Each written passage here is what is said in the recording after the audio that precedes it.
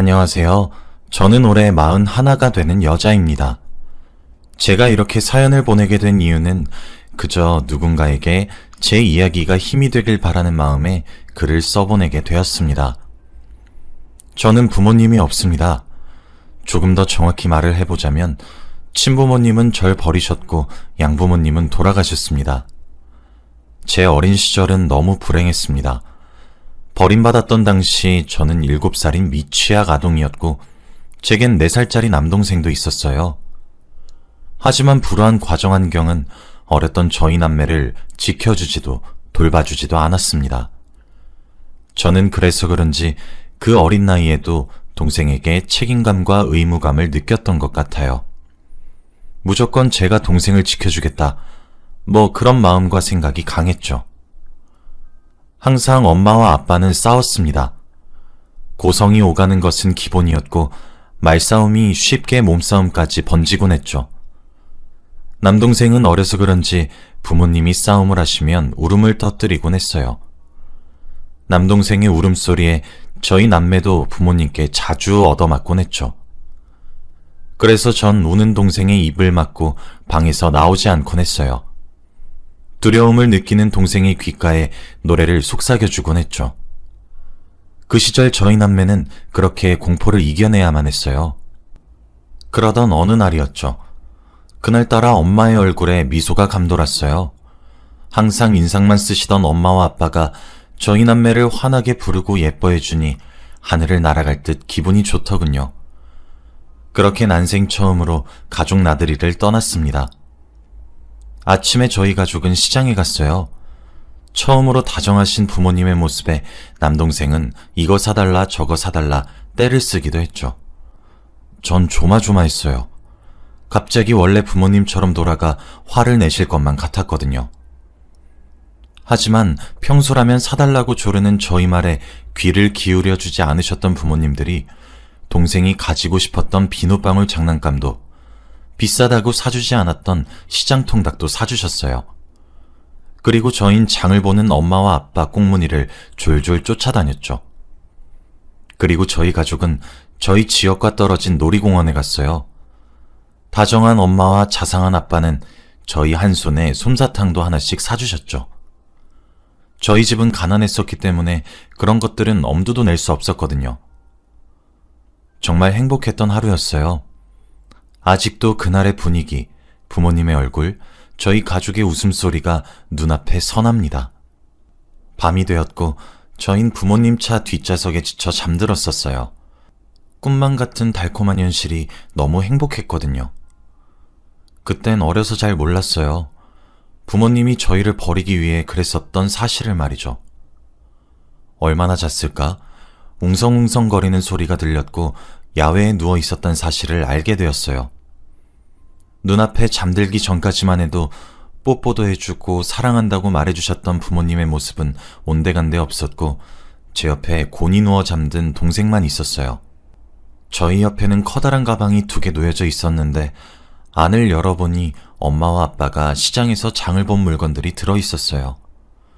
그 안엔 칫솔, 수건, 휴지, 옷가지 등등 저희의 물건들로 보이는 것들이 들어있었어요. 7살이었던 저는 덜컥 겁이 났고 울음을 터뜨렸어요. 그랬더니 동네 어르신들이 제게 달려와 엄마는 어디에 갔냐 물어보시더군요. 남동생도 제 울음소리에 일어나 함께 울었죠. 우린 아무런 대답도 못한 채 엉엉 울기만 했어요.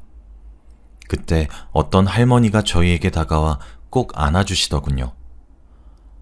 아이고 불쌍한 것들, 이 어린 것들이 무슨 죄가 있다고. 아이고 울지 마라 아가들아, 하며 달래시기도 했죠. 저흰 그렇게 할머니네 집에 따라갔어요. 할머니는 제게 이것저것 물어보시면서 느끼셨던 것 같아요. 부모에게 버림받았다고요. 할머니가 차려준 따뜻한 밥 한 공기를 먹었고 우린 잠을 청했어요. 문 너머로 우리가 누구냐는 할아버지의 목소리에 할머니는 불쌍하다며 오늘 하루 재워주고 내일 아침에 경찰서에 가자며 설명하시는 것을 들으면서 잠을 청했어요.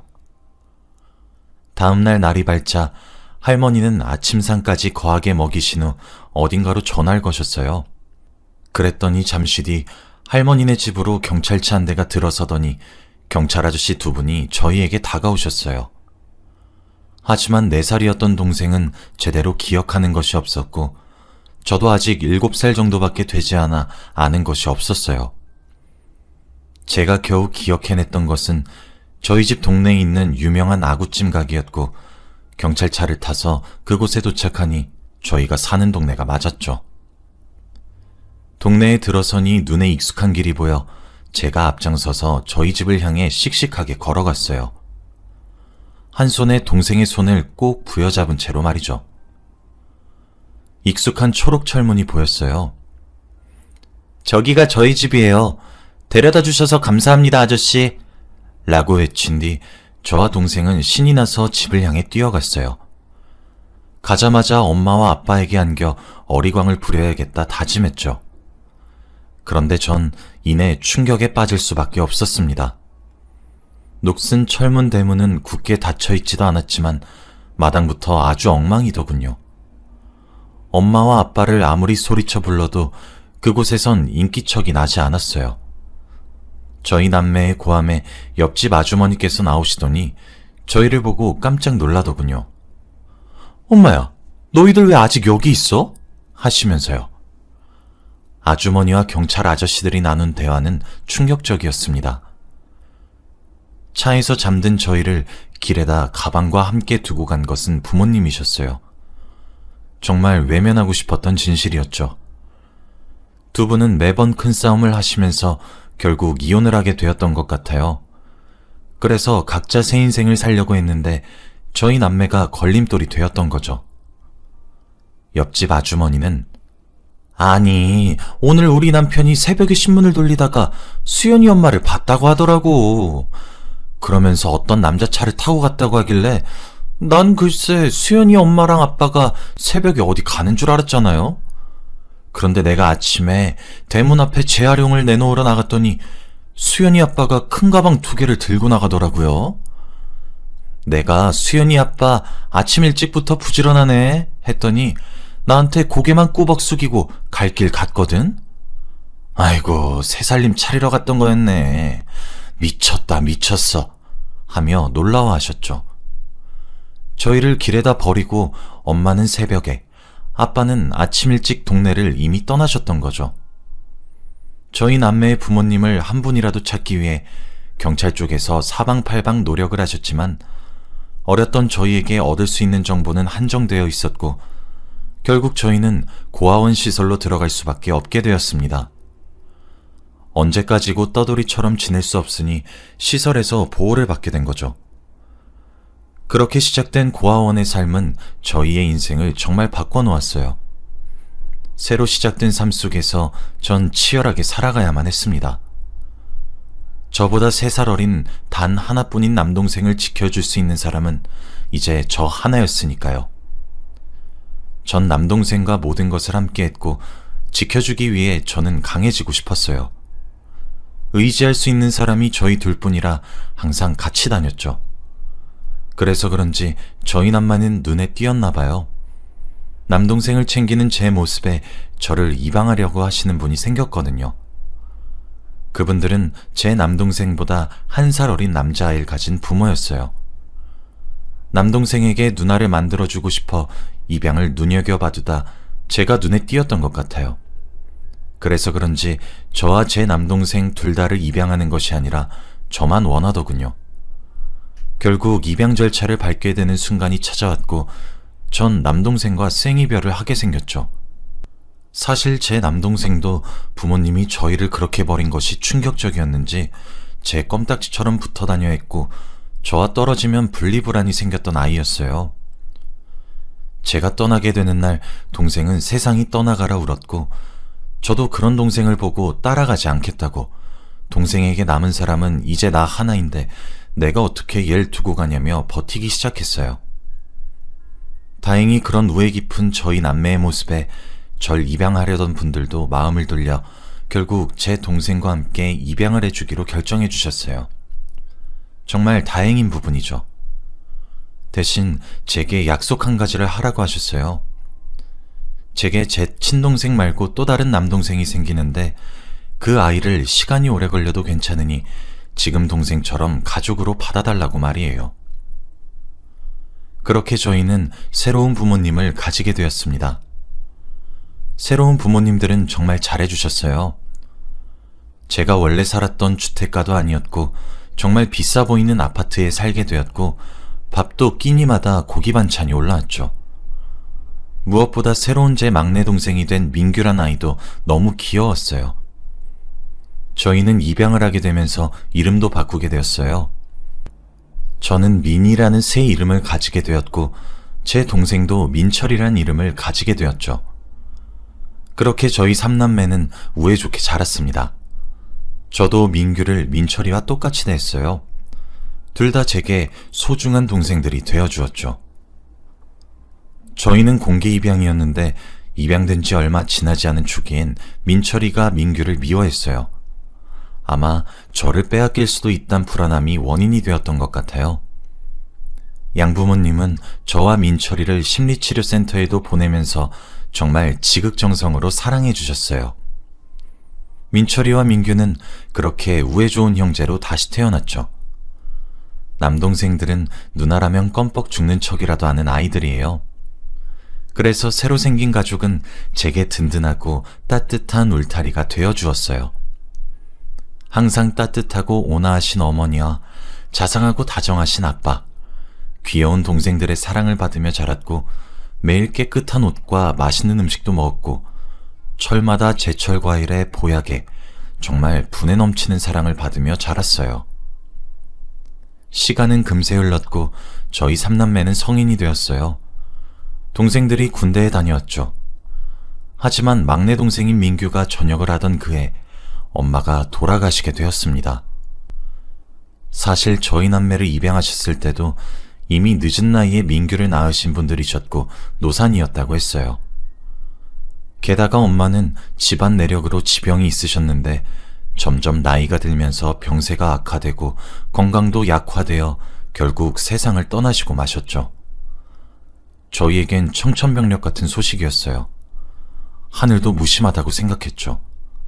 저희가 행복한 삶을 사는 것이 그렇게 안 이꼽냐고. 신이 있다면 멱살 한번 잡아 물어보고 싶더군요.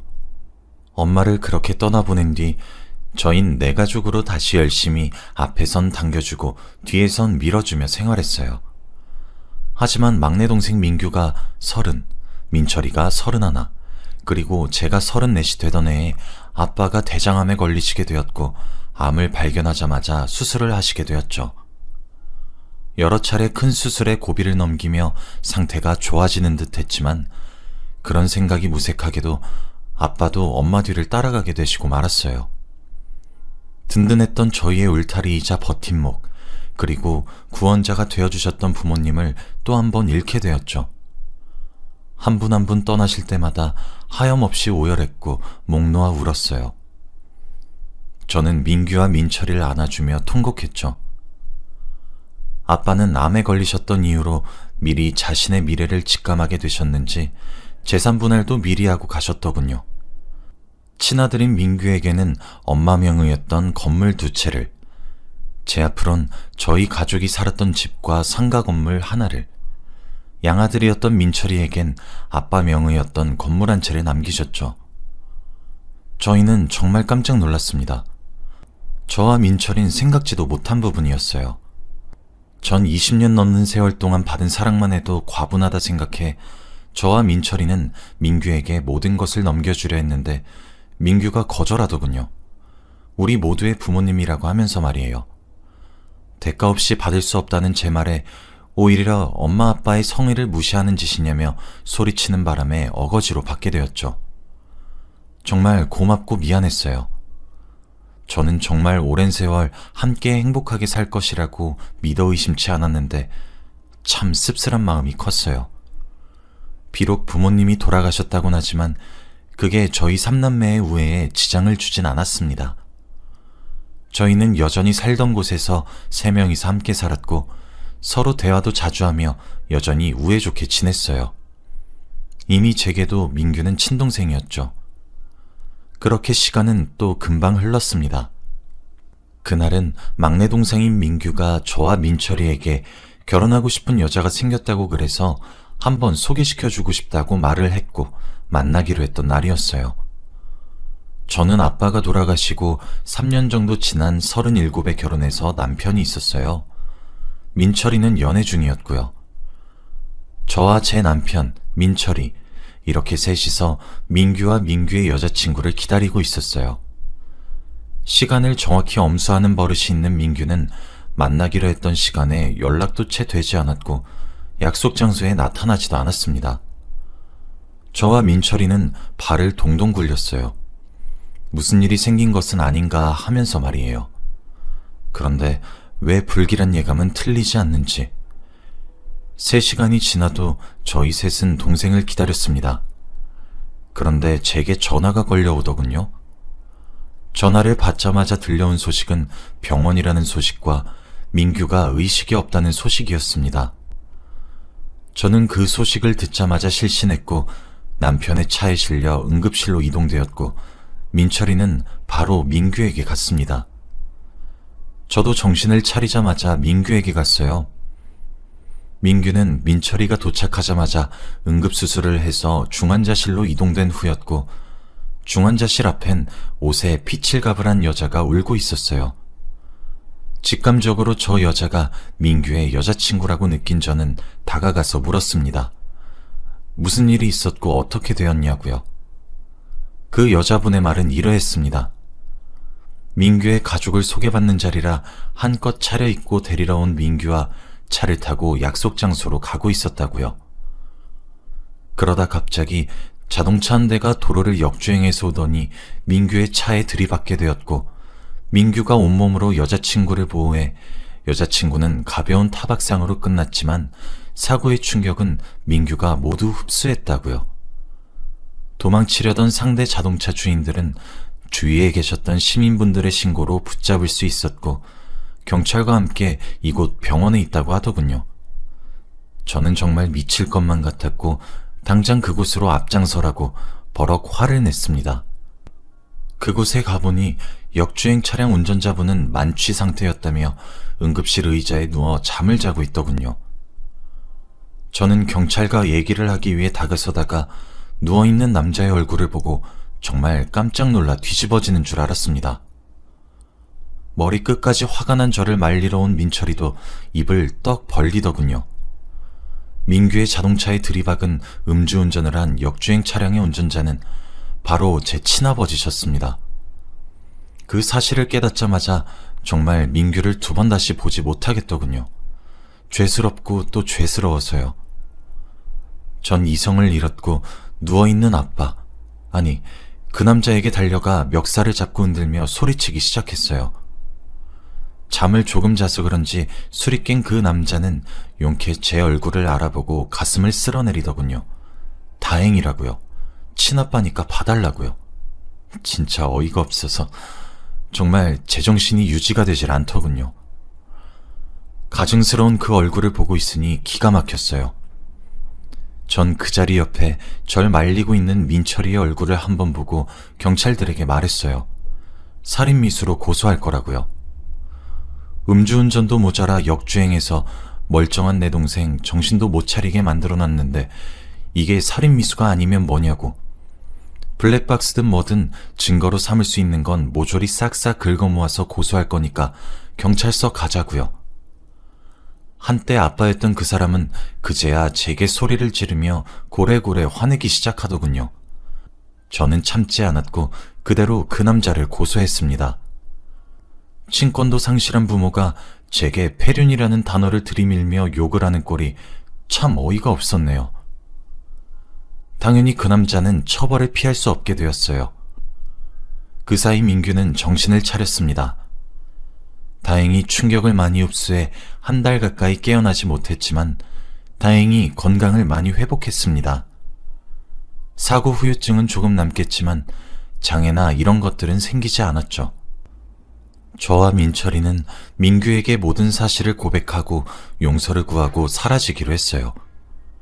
저희가 무슨 염치로 민규 곁에 머무를 수 있겠나요? 남들은 부모님의 사랑을 먹고 자란다는데 왜 저희들은 친부모에게 불행만 받고 자라는 건지 한편으론 억울하고 한편으론 절망스러웠습니다. 하지만 민규는 그런 저희를 품더군요. 오히려 저희를 안아주며 위로했어요. 그런 소리 하지 말라고. 누나랑 형이 놔두고 가버리면 남겨진 나는 어떻게 하냐고요. 저희 삼남매는 그렇게 부둥켜 안고 또 엉엉 울었네요. 제 친아버지는 실형을 지금 살고 있고 그때 사고가 났음에도 불구하고 민규의 여자친구는 민규가 회복할 때까지 기다렸다가 결혼식을 하기로 했습니다. 아마 재활이 끝나면 식을 올릴 것 같습니다. 그런 큰일을 겪고도 일어서는 두 사람을 바라보니 참 잘 만났구나 싶기도 하고 둘 다 참 대견하기도 합니다. 아마 내년쯤에 결혼을 할 수 있을 것 같아요. 저희에게 희진이라는 새로운 가족이 생기게 됩니다. 마음씨가 곱고 참한 희진이는 벌써 제게 너무 소중합니다.